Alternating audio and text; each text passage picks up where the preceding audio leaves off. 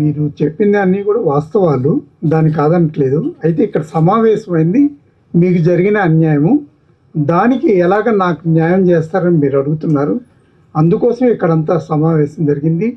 ఈ film critics association మిమ్మల్ని ఈ వేదిక మీదకి తీసుకొచ్చింది. మేము అడిగే ప్రశ్నలకు సమాధానం చెప్పండి. మీకు జడ్జిమెంట్ ఎప్పుడు వచ్చింది? ఆ జడ్జిమెంట్ కాపీ ఎక్కడుంది?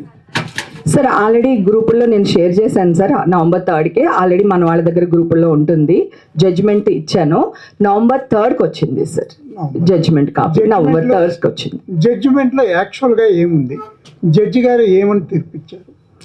జడ్జి గారు తీర్పిచ్చింది సార్, ఆ డ్రగ్స్ కేసుకి నాకు ఎలాంటి సంబంధం లేదు, నేను నిర్దోషిని.